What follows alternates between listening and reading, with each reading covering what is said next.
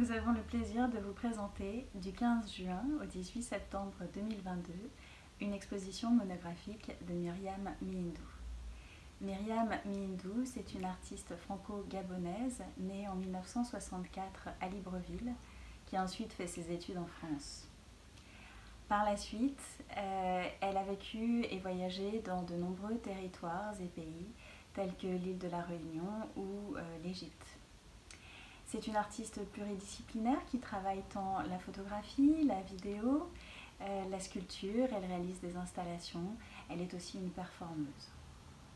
Pour cette exposition, nous avons choisi le titre Le théâtre des mémoires en référence à trois inspirations. D'abord, Giulio Camillo, c'est un érudit italien de la Renaissance qui inventait et fabriqua au début du XVIe siècle ce qu'il a appelé le théâtre de la mémoire. C'était pour lui créer un lieu, un théâtre, en fait un théâtre semi-circulaire, on pouvait s'y tenir, une personne pouvait s'y tenir, et où il pourrait avoir à sa disposition et afin de retenir tout le savoir universel, sachant qu'à l'époque le savoir universel pour les Italiens de la Renaissance c'était principalement les philosophes gréco-romains. Il y avait des peintures sur les marches de ce théâtre et à ces images correspondaient des tiroirs dans lesquels étaient classés les textes de l'Antiquité. Sous l'Antiquité est aussi né l'art des loki. C'est un moyen mnémotechnique très ancien qui fonctionne ainsi. Imaginez-vous dans une maison, vous traversez cette maison et à chaque pièce, à chaque objet que vous voyez dans cette maison, vous associez une idée, un mot, un chiffre. Et quand vous allez avoir besoin de vous souvenir de ces éléments, vous allez rentrer à nouveau en imagination dans cette maison et retrouver, en voyant telle lampe, en voyant tel tableau, retrouver l'idée qui est associée.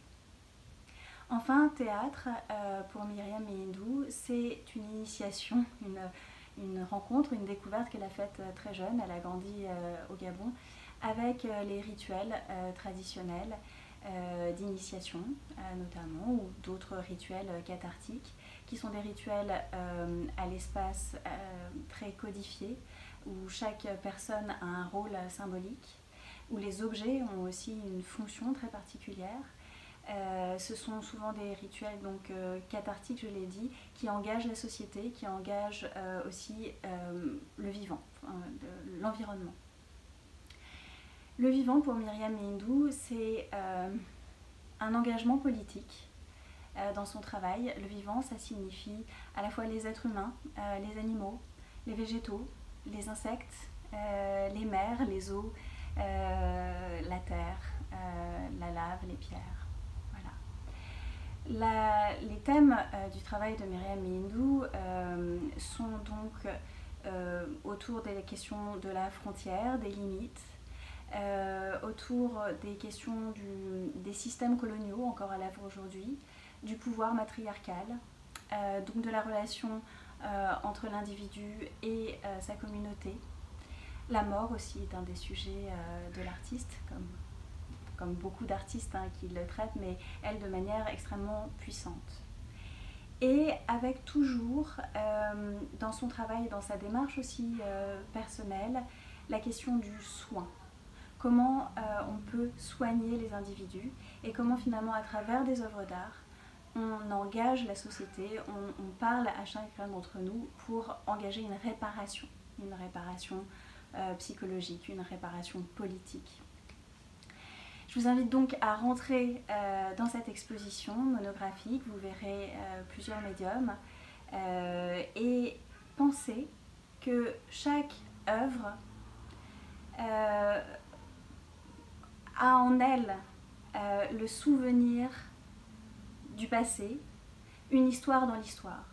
C'est-à-dire que la représentation des choses, la représentation d'une image va à la fois faire ressurgir le moment où l'artiste l'a créé, mais aussi au-delà même de l'artiste, du moment où l'artiste l'a créé, sont des représentations encore plus anciennes. Les images voyagent à travers les temps. Enfin, nous avons le plaisir pour le catalogue d'avoir la collaboration de deux éminents auteurs, Simon Gianni qui est écrivain et Evelyne Toussaint.